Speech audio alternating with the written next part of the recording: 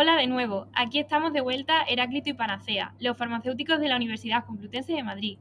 Hoy venimos a ver qué podemos hacer desde una perspectiva nutricional para combatir los efectos secundarios de los tratamientos.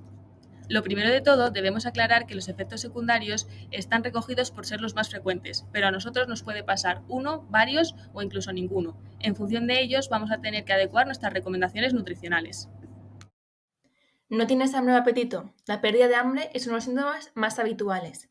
Luchar contra esto es muy importante para evitar la desnutrición.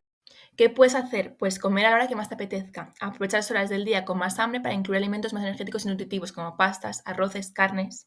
Además, puedes realizar varias comidas de pequeños volúmenes en vez de pocas comidas muy grandes. También puedes tener siempre a la vista alimentos fáciles de comer para poder ir picándolos, ya que si están a la vista es más fácil que se consuman, como frutas, picos, frutos secos, yogures, barritas, galletas. También puedes enriquecer las comidas. Se trata de añadir más calorías y proteínas a las comidas para asegurar los aportes, por ejemplo, añadiendo huevos o leche a las sopas o puré, frutos secos en polvo a las salsas, una cucharada de leche en polvo a la leche o al yogur, rebozar carnes y pescados, etc. Otra cosa que puedes hacer es intentar disminuir los olores que desprende la comida, por ejemplo, eligiendo comidas a temperatura ambiente o fría, ya que las comidas calientes son las que más olores van a desprender, y evitar alimentos que desprendan olores desagradables como todo tipo de coles. También puedes intentar caminar unos minutos antes de las comidas, lo que puede ayudarte a estimular el hambre. Prueba a utilizar platos grandes, ya que te puede dar la sensación de que hay menor cantidad de comida y así facilitar la ingesta. Por ejemplo, en este caso, hay la misma cantidad de espaguetis en ambos platos. ¿Tienes inflamación de la mucosa? Es un síntoma habitual junto a las llagas o úlceras y provocan molestias y dolor. Este síntoma se puede presentar en diferentes etapas del tratamiento y se puede acentuar con la ingesta de ciertos alimentos. Cuando aparece como efecto secundario durante la quimioterapia, suele ser de forma repentina, pero de duración limitada. En cambio, durante la radioterapia, la aparición suele ser de forma más progresiva y puede perdurar. Es frecuente la necesidad de hacer modificaciones en la alimentación. ¿Qué puedes hacer? Es importante mantener una buena higiene bucal. Para evitar irritaciones y molestias, es preciso utilizar dentríficos y cepillos de dientes suaves e hilo dental. También puedes enjuagar la boca a lo largo del día con infusiones de manzanilla, tomillo o bicarbonato.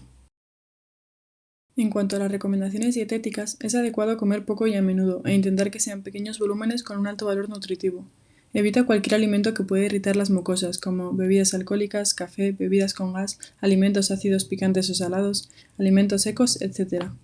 Por otro lado, debes mantener una buena hidratación. Se recomienda beber alrededor de 2 litros de agua al día, principalmente en forma de agua, pero también a partir de infusiones, zumos de frutas no ácidos, caldo, etc. También puedes utilizar una pajita flexible para dirigir los líquidos a las zonas menos dolorosas de la boca. Procura comer los alimentos fríos o a temperatura ambiente, ya que el calor puede irritar todavía más la mucosa. La textura de los alimentos debe adaptarse según el dolor que produzca la mucositis. En caso de que aparezcan pocas llagas y éstas permitan alimentarse con comida de fácil masticación, podemos hablar de una mucositis leve. En el caso contrario, se tratará de una mucositis moderada o severa. ¿Tienes la boca seca? Es un síntoma habitual y se produce por una disminución en la calidad y la cantidad de saliva segregada, causada principalmente por el tratamiento de radioterapia y también por alguna cirugía de resección. Este efecto se denomina serostomía y en la gran mayoría de los pacientes puede perdurar durante meses después de haber finalizado el tratamiento. Cuando la serostomía aparece durante el tratamiento con quimioterapia, suele ser de forma leve. Sin embargo, si aparece después de la radioterapia o cirugía, suele ser más severa y obligará a hacer modificaciones en la dieta. ¿Qué puedes hacer? Bebe agua frecuentemente todo el día y durante las comidas para ayudar a refrescar la boca y a la vez hidratar. Consume alimentos ácidos, excepto si hay mucositis. Pueden ayudar a estimular la producción de saliva. Puedes tomar entre comidas trozos de fruta ácida como la piña o la naranja o preparar platos con alimentos ácidos como el tomate, el limón, etc. Es importante la textura y consistencia de los alimentos. Incorporar a las comidas alimentos con alto contenido en líquido puede favorecer la formación del bolo alimenticio y la deglución, como purés, cremas de verduras, sopas, batidos de leche, yogures. La textura de la dieta más adecuada en la mayoría de los casos es la que sea fácil de masticar. ¿Tienes dolor al deglutir? La odinofagia es el dolor que aparece durante la deglución de los alimentos o la saliva. Oscila desde un dolor más leve a más intenso y está asociado a la mucositis. ¿Qué puedes hacer? En este caso, como la odinofagia y la mucositis son síntomas que pueden coexistir, utilizamos las mismas recomendaciones que hemos visto previamente en la mucositis. ¿Tienes dificultad para deglutir? Este síntoma se conoce como disfagia y puede ser tanto de sólidos, de líquidos o de ambos. ¿Qué puedes hacer? Como recomendación general, nunca comas solo, intenta que siempre haya alguien, toma tu tiempo tranquilamente en comer, evita alimentos que sean muy fríos y calientes y en cada cucharada que haya poca cantidad. Si tenemos disfagia a los sólidos, debemos evitar alimentos duros como por ejemplo los frutos secos, enriquecer platos con grasas buenas como el aceite de oliva, mantener los platos que comíamos antes, pero en este caso con diferente textura, e incluir siempre proteína en todas nuestras comidas. Aquí os presentamos un ejemplo de menú para disfagia a los sólidos ofrecido por la Fundación Alicia. Si tenemos disfagia a los líquidos, lo que debemos evitar son platos con doble textura, por ejemplo, un arroz con leche o una sopa de fideos. También debemos evitar las gelatinas convencionales, sin embargo, es muy importante utilizar espesantes instantáneos y también espesantes caseros como podría ser el puré de patata. Algo muy importante en la disfagia a los líquidos consiste en conocer las viscosidades que tienen los alimentos con el fin de facilitar su ingesta sin la necesidad de añadir ningún tipo de espesante. En esta tabla aparecen algunos ejemplos de alimentos y bebidas con sus correspondientes viscosidades.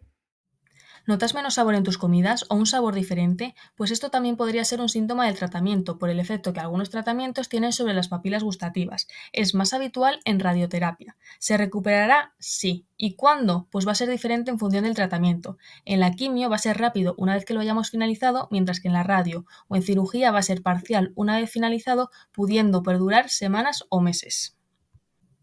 La disminución de sabor es lo que se conoce como hipogeusia o ageusia. Como hasta ahora, conociendo lo que nos ocurre, podemos intentar en cierto modo combatirlo. Podemos aumentar la condimentación con especias o hierbas aromáticas como la menta o utilizar cítricos como el zumo de limón.